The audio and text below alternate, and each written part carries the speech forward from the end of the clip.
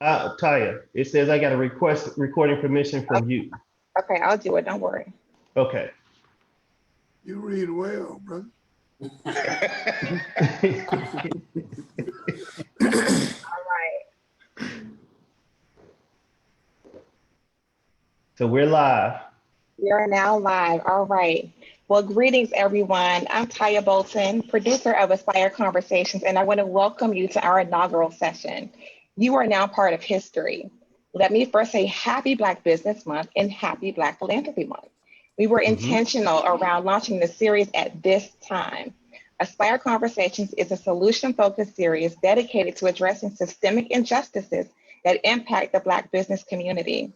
The precursor to Aspire Conversations was the Act On event that we put on last year to really start identifying ways to shift the Charlotte's ecosystem at the intersection of equity, inclusion, and entrepreneurship. Fast forward to this year, with all the things that have happened with the Black Lives Matter movement, we knew that this was the full time to move ahead with the Black Businesses Matter movement. So Aspire Conversations is part of that. It's part of our Black Businesses Matter movement. Each of these sessions will include special guests who are policymakers, small business owners, and other community leaders. We don't want these conversations to be in vain. At the end of each session, there will be a call to action. We ask that you join us in moving that particular action forward so that we as a community can make impactful change and shift mindsets. No longer are we waiting for permission. The time for transformation is now, and we need you.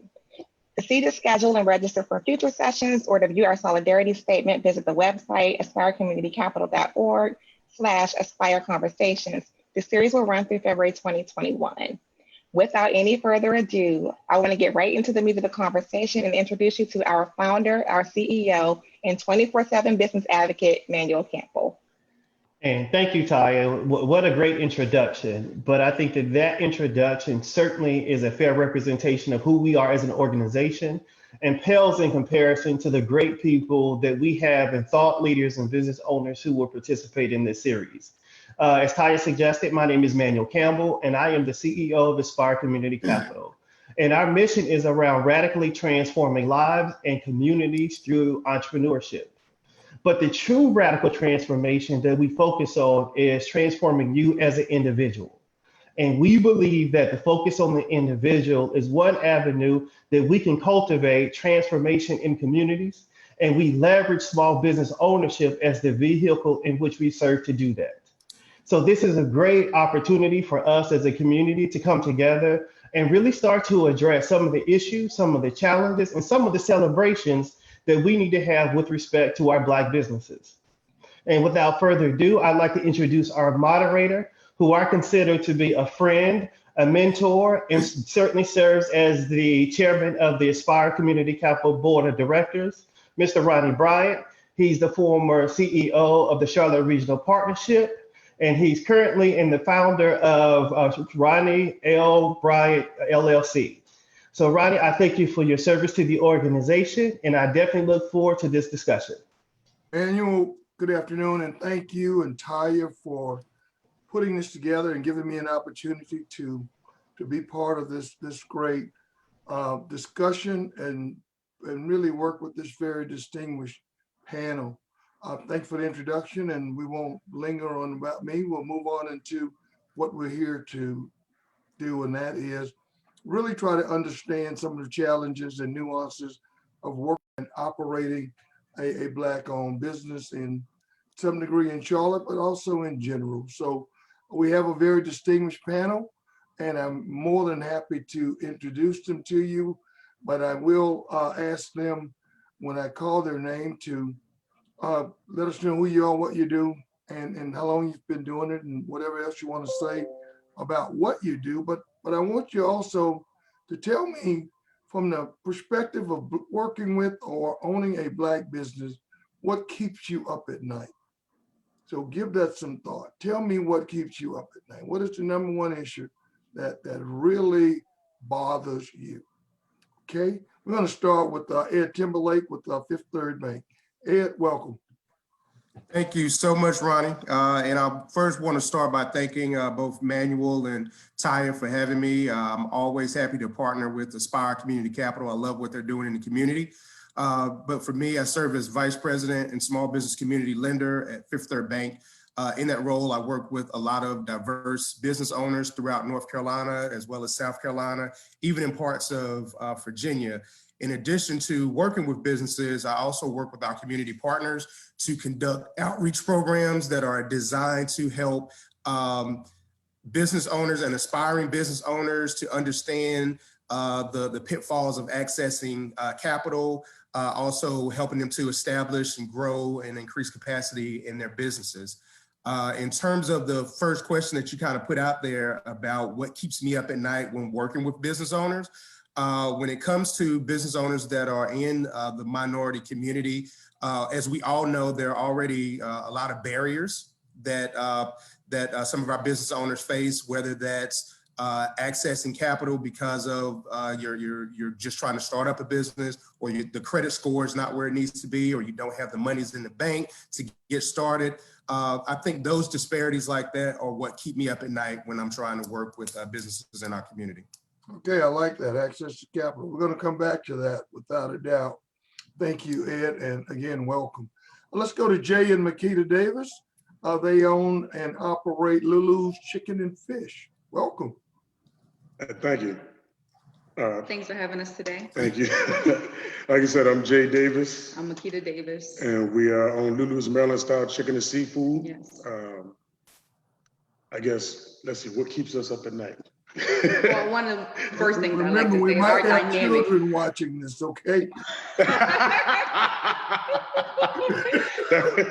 Our Just dynamic saying. in the restaurant, I would say, is very different. I'm in the back of the house, so most people don't see my face all the time. I'm very, I guess, policy-based, organized-based.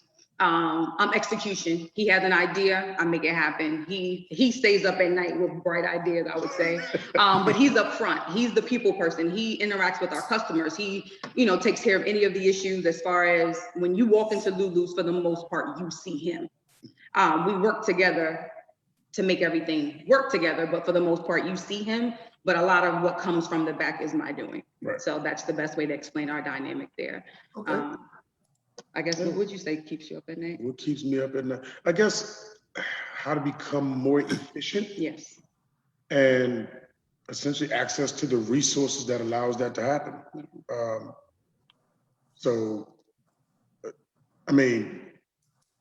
I've realized quickly that we can't please everyone in this business or in business as a whole. But what I guess bothers me the most is when people essentially don't give you the opportunity to be effective or to be efficient.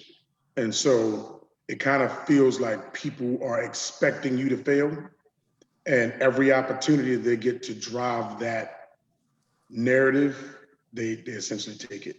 So that's for the most part what keeps me up at night in this business. Yeah, I would say for me, the biggest thing is, again, like you said, being efficient, but what more can I do? There's just something we can't control. There's some certain people that we're not going to be able to please. I get that. But what are we good at? What is our focus?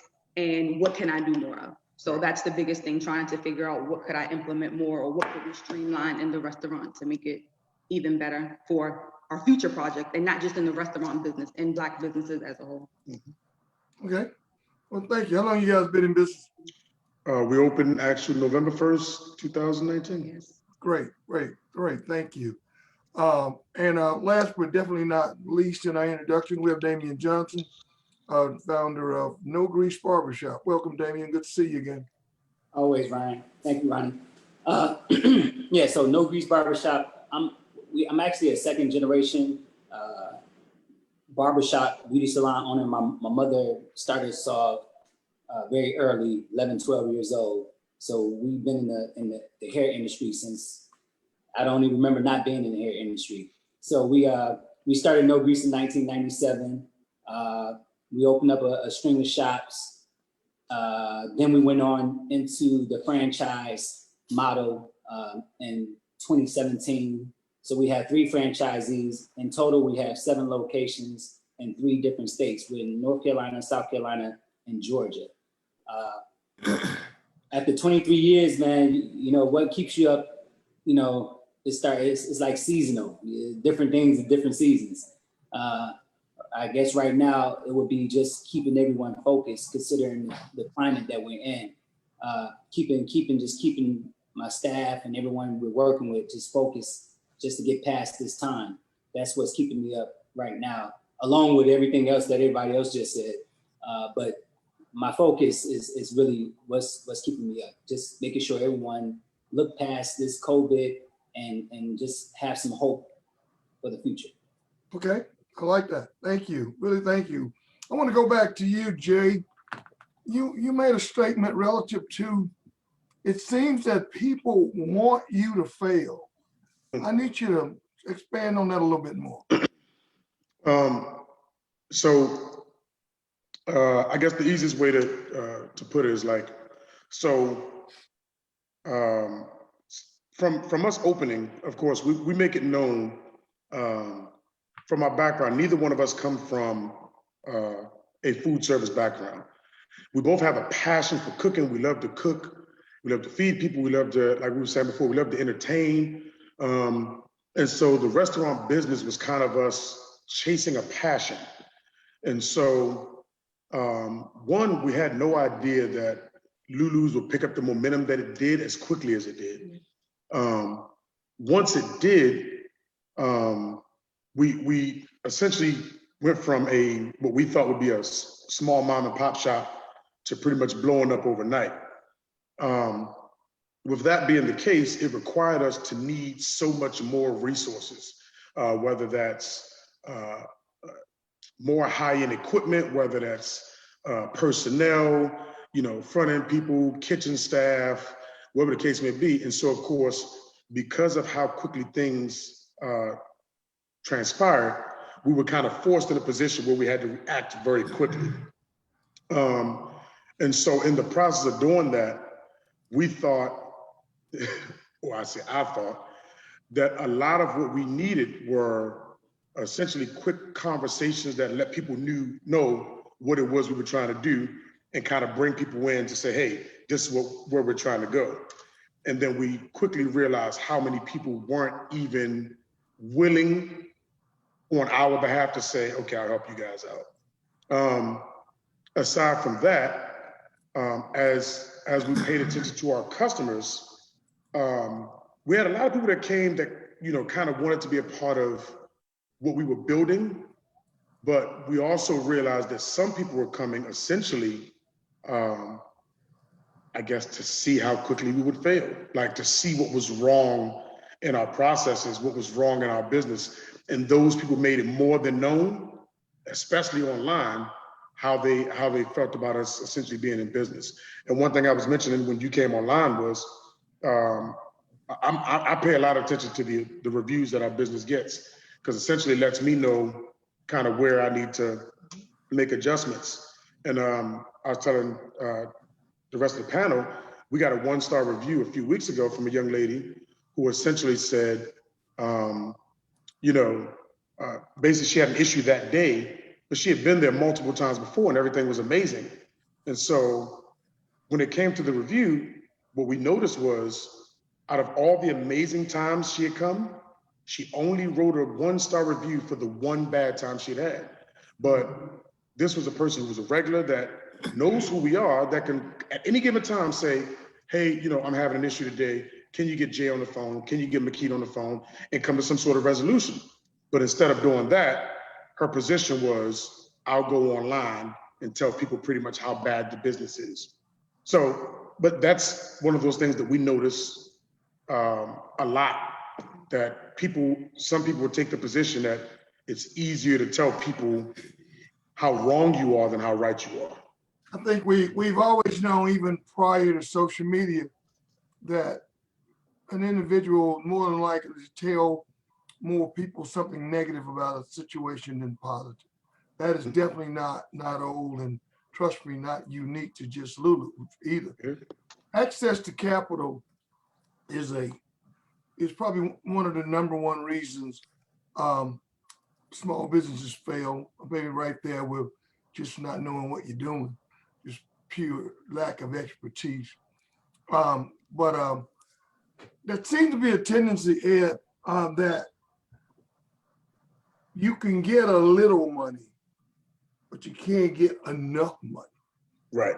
And there might be an argument to be made if you can't give a business what it needs to sustain itself to get to the point of some level of profitability, you're probably better off not lending them anything.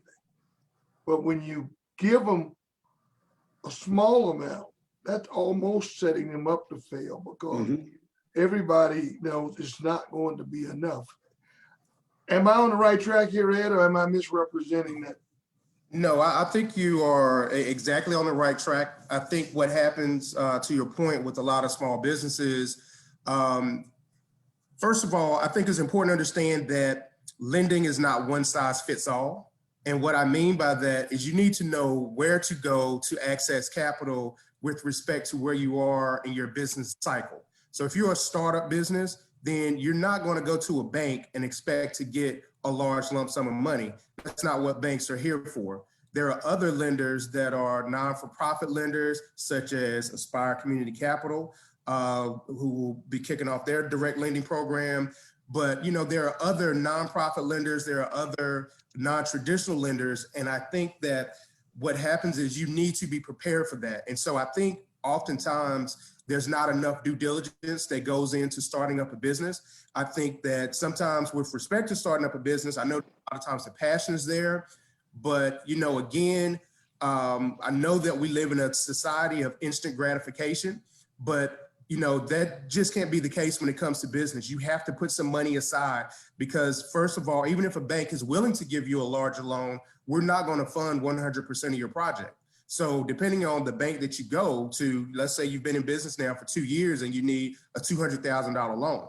Well, we're not going to give you a check for $200,000. We're going to say if your total project is $200,000, that we're going to give you 80% of that amount, and we expect you to come to the table with 20%.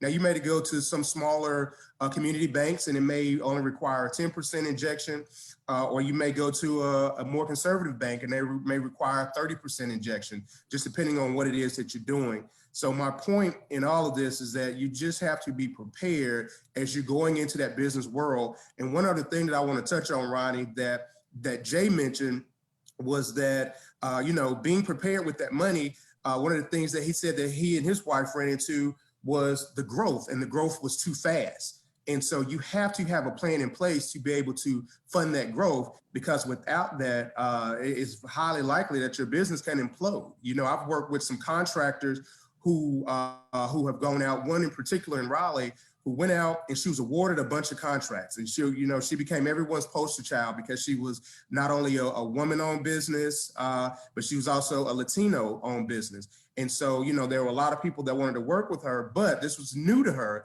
And so as she was going out bidding and estimating, she didn't have a whole lot of expertise there, and she didn't hire to fulfill that gap where she was lacking. And so she won all of these contracts, but what she did, she bid so low that the profit margin was razor thin.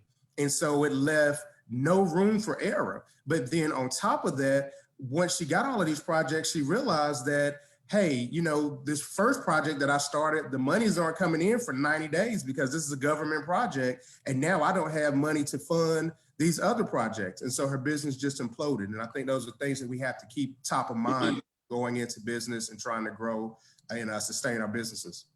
I think that's right on, most definitely. And Damien, I've been impressed with your story since day one, and now to hear you speak of franchising, I've never known a Black-owned barber shop to be a franchisee, a franchisor, and that's impressive. 7 locations across 3 states. That's pretty impressive.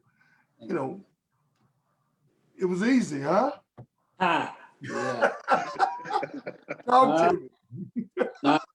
I mean, I always say this. I said our work ethic outbeat our ignorance, because it's a lot that we didn't know about business, and we were miseducated a lot too. Not to jump on Ed and the banks. But they sold us a story about the banks that's just not, it doesn't line up, especially for African Americans. And I think that story that was told to us, only way you find out unless you get in the game. And once we got in the game, because when I was in school, I did all the studying, I wrote the business plan, I did everything that I thought, got my credit right. You go to the SBA or the I think the incubator back in the day, go there, get your information, and they tell a broke kid from nowhere that you need 20%, 10%. And then you're talking about a group of people that come from nothing. So where do we get the 20% from?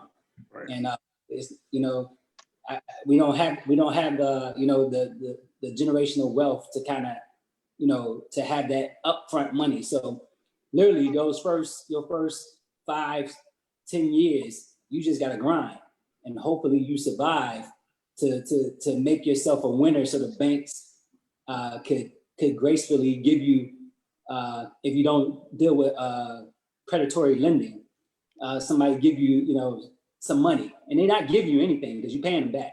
So Mm-hmm. I hate, sometimes when I look at bankers, I get a little pissed off because they act like they're giving me something. You're not giving me nothing.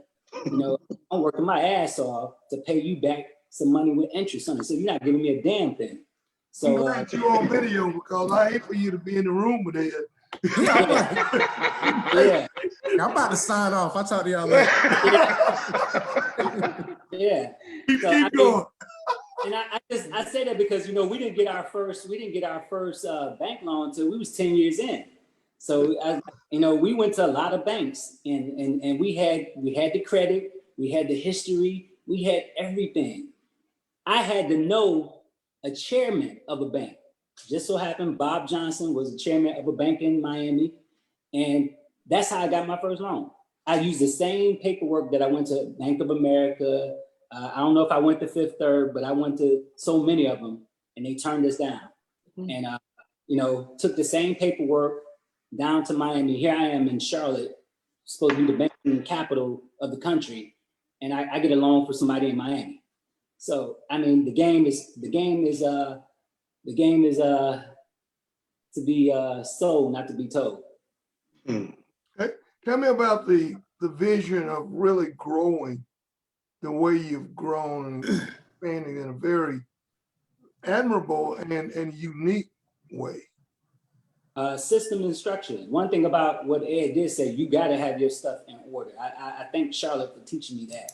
Really putting, especially like the urban or the Black barbershop, we're not known for really doing business. It's a great art, it's a great culture, but the business side was lacking. And that's what I studied a lot, was how do you do business from a systematic way, having structure, reporting, having good accounting, having all that stuff in place. And so when we get those things in order, we were able to grow. So having a system, having a structure, like for Jaden, really being prepared for growth. Like, you got to get those people, because the resources sometimes just people. And, that's what really helped us. And, just constantly educating ourselves. That's great. That's great. Ed, you touched on something that I want each of you to dive in a little bit. The example you gave relative to one of your borrowers in Raleigh, and you mentioned that she got contracts, but she didn't quite, or I'm paraphrasing, she wasn't as experienced in the business as she maybe should have been. Right. Do you see that a lot? And the reason, and I contrast, say, for example, with Damien, who grew up in the beauty barber salon business, which, and compared to somebody who, according to you, actually out starting a business without the sufficient knowledge of running it. How much of an issue is that? How much do you see that? I think that's a big issue that affects our community, because I think it's one of those things where you don't know what you don't know. And so again, if we didn't have parents that were passing this knowledge down to us, because a lot of us, I would imagine, you know, with the exception of maybe Damien, a lot of us are first generation business owners. And so if you haven't seen that and you haven't experienced that, and then no one told you that, hey, you can go over here to the Women's Business Center, or you can go to the Small Business Center at CPCC. You know, if you don't have that information, then that's going to be tough for you to know. And unfortunately, you know, you get people that get frustrated, and, you know, just like, you know, Damien, who's about to jump on me a minute ago, but I forgive him. But seriously, I see that a lot, where you've had people that have gone in bank after bank after bank, and then if they keep on just telling you no, no, no, but you don't have that person that takes the time to sit and tell you why, then, you know, you're going to keep on bumping your head up against the wall. And that's one of the things that we pride ourselves on at Fifth Third Bank, is working with our community partners to put on outreach and educational programs so that we can teach this information and get that disseminated out there in our community. And, you know, it brings me great pleasure. Like, just as we were getting on this call, you know, Jay mentioned that he talked to one of the branch managers at our organization that told him that he needed to get in touch with me. And I pride myself on being that person here in the Black community, that Black banker that, you know, if you want to know, you want to sit down and have a transparent, truthful conversation. I'm not going to blow smoke. I'm not going to make you jump through hoops. I'm going to tell you what you need to know. If I can lend you the money, I'm going to tell you that. If I can't, I'm going to let you know that too. But I'm going to put you on a path. So just like, you know, Damien had to find somebody that put him in touch with a lender down in Florida to make that loan, which, you know, again, us as banks here in Charlotte, we should be ashamed of ourselves. But I want to be that person that says, like, look, Damien, my bank is tripping, and but go over here and see Carlos over here at this bank, and he's going to take care of you. I like that. I like that. You know, Jay and Makita, you referenced that you guys did not have an extensive food service background. And you have overcome that hurdle. Give us some insight. How were you able to make it work? Well, honestly, so one, there were a bunch of hurdles, but I think what pushed us was our drive. Yes. For me, and I guess Keita learned this early on when we first met, I make it a point to do everything people say that I can't do. And that drives me, and it speaks volumes. Like, I'm a kid from Baltimore. You know, I grew up with nothing. And not just nothing. I grew up with a lot of nothing. So I made it a point to transition my life so significantly that my children won't have to have the same story that I had. So I said to say, even us having Lulu's where it is I guess, a testament to the hurdles that we've had, because Lulu's was not, the building we're in is not the first building we went after. No, we looked for almost a year. It's actually like building number 10, maybe 20, right? And the building that we're in is actually the first Black couple that we talked to, and they were actually the only people who took a chance on us. Yeah. Because, and here's the weird part, most of the buildings that we went after in the beginning are still empty to this day. They're empty. The problem is those people weren't willing to give us the opportunity to make something happen. But honestly, just the hurdles that we've been able to overcome came from us saying this thing cannot fail. Of course, Lulu's is my mother's name, or it was my mother's name. She passed away some years ago. And one thing that my sister and I always said, and Keita always follows suit, is my mom's name is on the building. I can't let this thing fail. Yeah. I will not let this thing fail.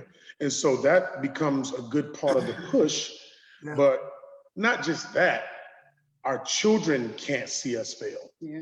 So we have to have something that if they come to us down the line and say, hey, dad, or hey, mom, we want to do this, we have to be able to present something to them. And it can't just be, well, I've worked here for 30 years and I can get you a job. That's not generational wealth Yeah. That's survival.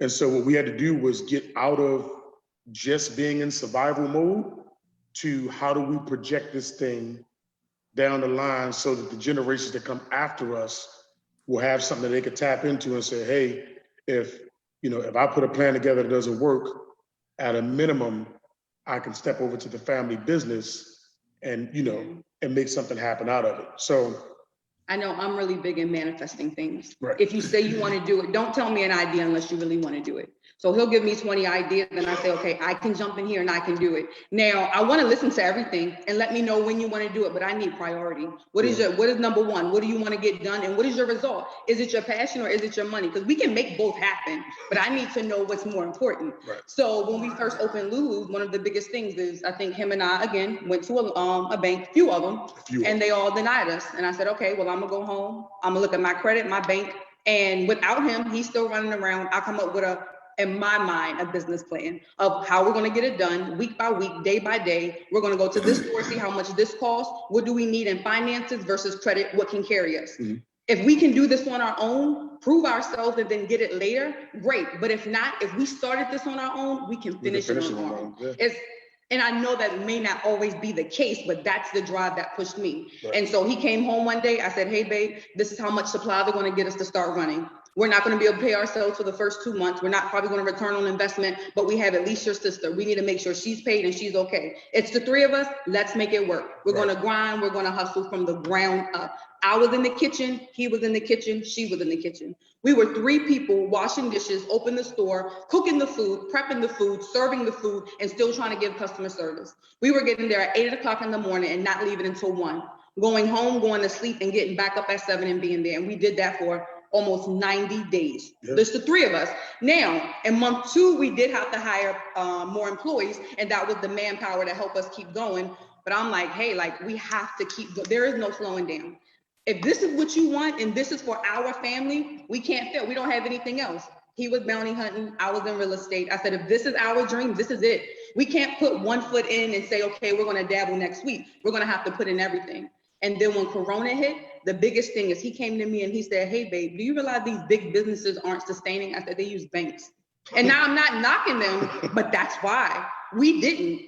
From the beginning, I told you what we needed to reinvest every month on ourselves. When we had a month and we were either short on shrinkage or numbers weren't looking right, he's more of a numbers person. He can put them together quickly. But I pay the bills. I do the inventory. I do the payroll. I know when something is off. I know when someone's stealing a piece of chicken that shouldn't be there. And those small things matter. Right. And so when you pay attention to them, longevity, I think it makes a difference. And I think the other thing that helped us out is we have 2 different, again, she said 2 different dynamics. Yes. I'm always cash heavy. She's always credit heavy. So we push my cash until it runs out. And then we push her credit.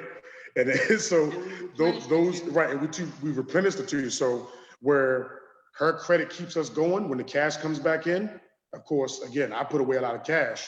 We then push that back into the credit to keep the credit clear. So if at any given point, we could say, hey, things get funky, we got a lot of credit to tap into to essentially tap into more resources.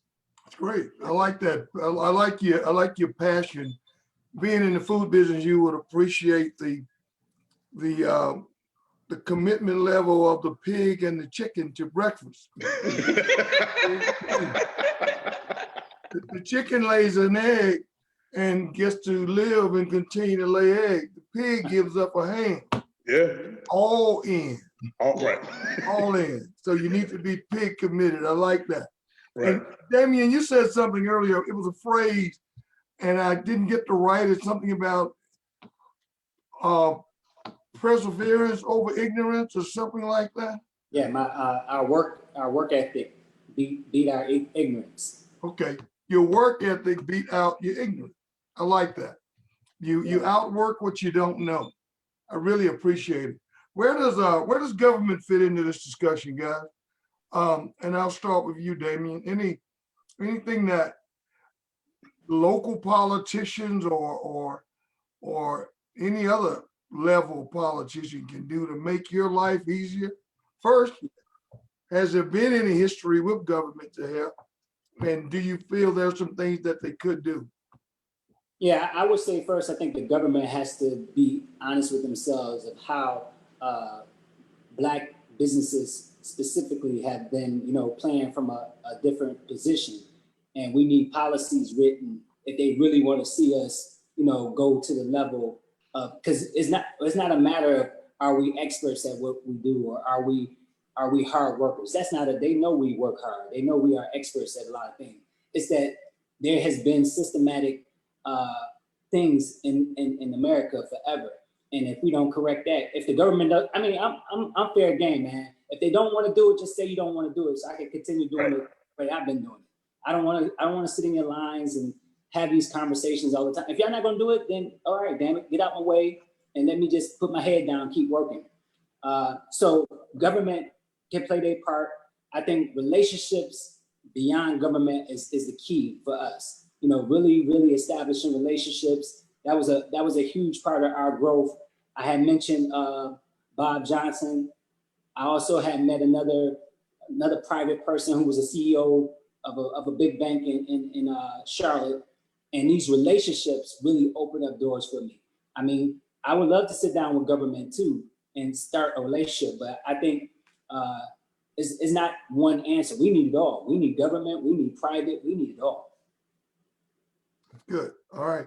Well, Ed, from your perspective, what about the private sector corporate community? How should they factor into this conversation about helping Black businesses succeed? You have any insight? I think what we've seen recently, with the explosion of the Black Lives Matter movement, you have a lot of corporations now that want to jump on the bandwagon and put their names out there. But I think that this is something that they could have been doing all along. I think that, there are a lot of corporations that can put things in place where they have programs for minorities. It may not be where they're going to give you enough money to fund your complete project, but maybe they have some type of small grant, some of the things that we've saw companies like Duke Energy do. I think that we need to see more of that. But, I also, in a realistic world, it's probably not going to happen. And so what I think we have to do is we have to find a way to do it for ourselves. Our Black-owned businesses, the ones who have made it, you need to reach back to help pull up those that are coming up along behind you. What can you do? What can we do to help each other? Because, quite frankly, I'm getting to the point, and I think we probably all are, where, look, I'm tired of waiting on you to come save me. Let's pool our resources and, put things together. One of the local government officials that I have a great deal of respect for is Commissioner Vilma Lee. I like the program that she's put together with her small business consortium. At least that's someone who's trying to bring business owners together, put them in the same room so that we can pool our ideas, pool our resources, and come up with best schools of thought. And hopefully that will help to have a great impact on some of our businesses that are trying to make their way through now. My first economic development job was in 1990, and excuse me, I became part of the Northwest Louisiana Government and Business Procurement Center. And my job was to connect with corporate representatives to try to get small business, minority and women-owned businesses contract. And we've been chasing those contracts forever. And we still having the same conversation. We're coming and asking. To your point, it's time for us to stop asking and do what we can for ourselves. I really appreciate the segue. But before we get out of here, I would like to talk a little bit about the explosion, as you characterized it, of the Black Lives Matter movement, the recent situation in Wisconsin, and what's going on around us, the whole action that started with the Milwaukee Bucks. Now, what my latest I heard, it has crossed every sport in this country. What does this do for us? Where does this put us? I mean, we're at a crossroad. And I've been in many a conversation with brothers, particularly brothers, but some sisters, but definitely brothers, and they're struggling with what to make of this. You know, what are we supposed to do with this? And then we're getting all of this to your point, at the corporate sympathy, if you will. My not-for-profit contacts telling me they're getting more checks and got more checks in the last 3 months than they got in the last 3 years. And some folks call it blood money, you know. So my point is, how are we supposed to characterize this? Jay, I'm going to give you a few minutes, and we're going to try to give everybody an opportunity to address that. You have any thoughts in that regard? No, not really. So as far as the Bucks, I'm not very familiar with what's going on with that. I've been kind of focusing on some other things, but to the other piece, I mean, I've had a few ideas as far as what I think needs to happen as far as building Black people in the Black community. One thing that I always say essentially is that what has to be done for Black people has to also be done by Black people. And I think that what we need to do is figure out how to organize better and essentially build ourselves from the inside. A lot of outside resources, of course, may or may not help, but I think depending on them is what essentially is going to cause the bigger issues. Yeah. In terms of what we do, we make it a point now when it comes to other Black businesses every month, we make it a point to focus on supporting at least one Black business per month. And we did it every single month since Lulu's got to a point where we realized we would be able to pretty much give back. That's pretty much my position. But honestly, I don't know. I'm still trying to brainstorm ideas and figure out what our next move would be, what our next idea would be to present back to the community to say, hey, this is what we're gonna have to do for each other. I like that. I like that we need to work from the inside. Damien, your thoughts? Yeah, I think it's a great opportunity for us just to be real bold in our stance for Black people, like unapologetically. Like, I'm trying to get as many people employed. I'm trying to provide jobs, trying to educate. I mean, we started the barber school 17 years ago, and that was it wasn't to try to make everybody barbers. It was try to get some of these guys just off the street, you know. And if I could get you, 10 months at my school, maybe I can help you come with another revelation, another thing. You might not become a barber, but I think that the things that we teach at the school, it gives them direction, it gives them some type of focus to move, from a better place. So I think, taking bold steps, and we don't have all the answers. I mean, they didn't have all the answers when they sent all that money out. They just did something. They didn't know what they were doing. I think we need to stop trying to get the answer. Ain't no damn answer. Just do something. Right. And I think, if we do something with the right intentions to help our people, and I think if you don't do it now, I don't know when you're gonna do it. And now is the time. You're right. Yeah, and this is not a shot at Ed, but for the banks. Like, I meet a lot of Black bankers, and I used to tell them, I'm like, how are you a Black? You know where Black people are. You know where we're at. Position wise. Why do you think? How do bankers think that we're gonna possibly fit the same, requirements from other people? There's no possible way. It doesn't even make mathematical sense that what you're requiring of us is gonna be the same as, other groups of people. It doesn't make sense to me. And if we don't have representatives in those positions, standing up for us, man, we in a lot of trouble. Well, I think I heard Ed say he wanted to be that banker. Yeah. So I know we got one. Yeah, we got one. Ed, talk to you guys, man.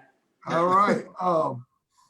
Ed, we can talk about a lot of the issues that we deal with as a people across the board. And we can talk a lot about systemic racism, et cetera. It's real.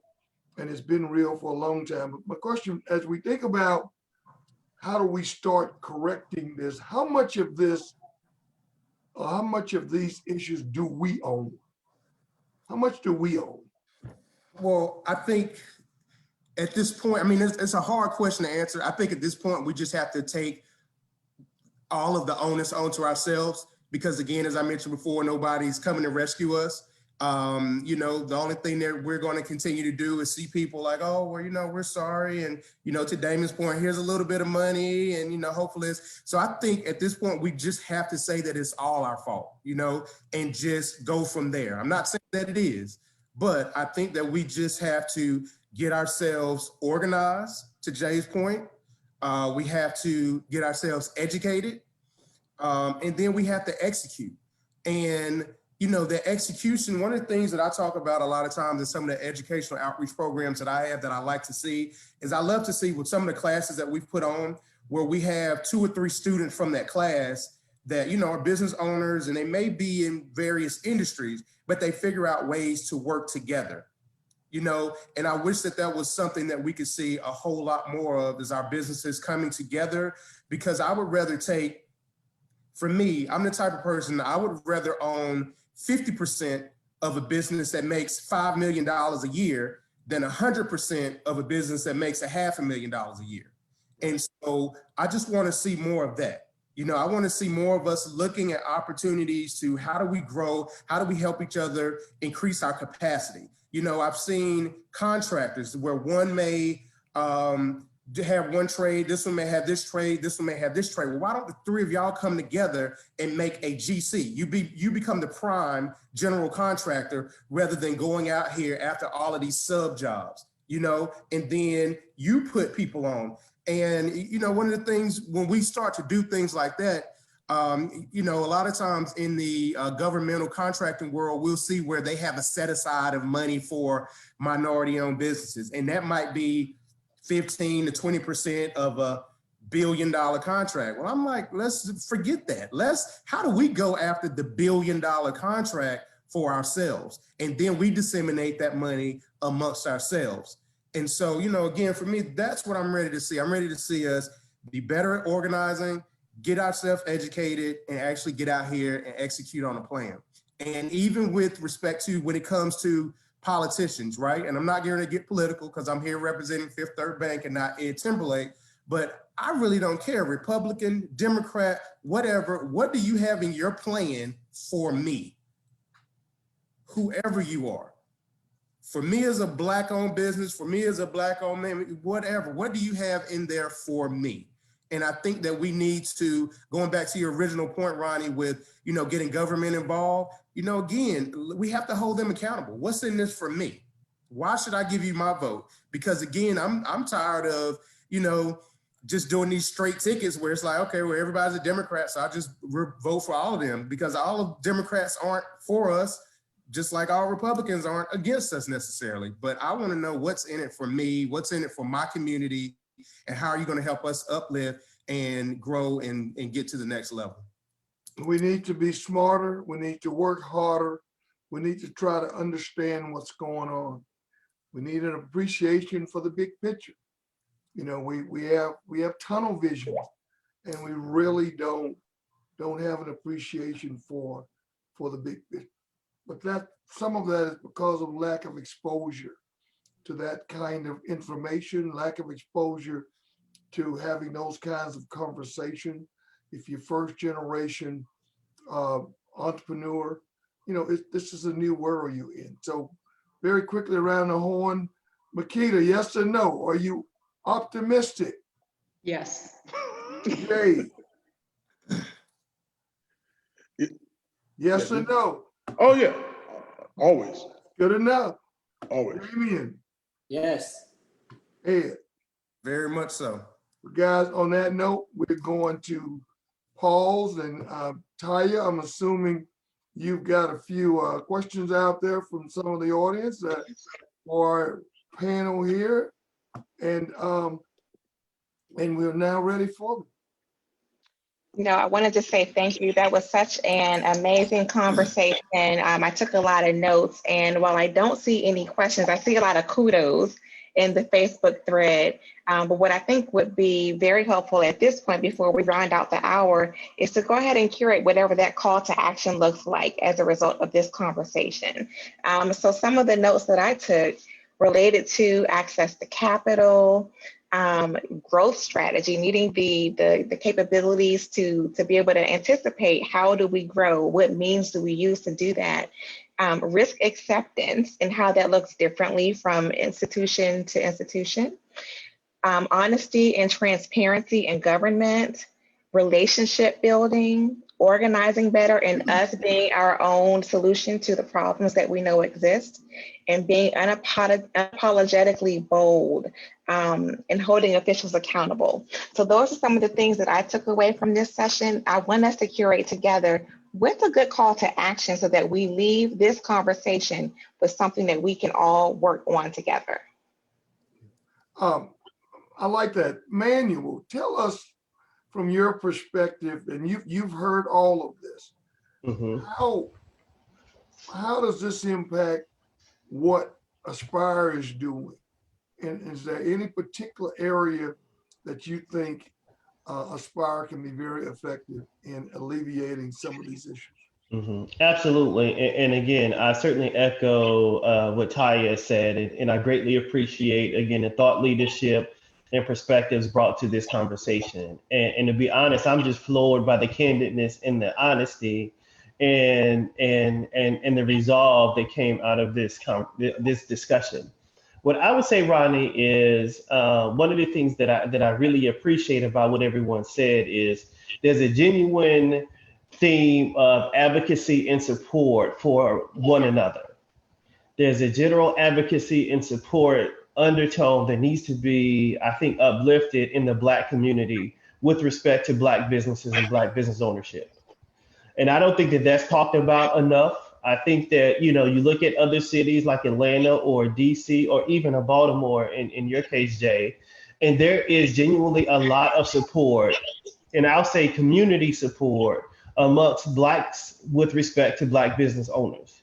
And so I think that we have to be intentional about being focused on how we uplift, how do we patronize, how do we socially support our own Black businesses in our own respective communities.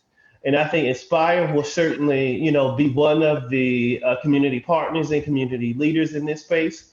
But I genuinely believe that if we're going to focus on bootstrapping our small businesses and them growing organically, it was going to require the entire community, but specifically the Black community, to be able to do so.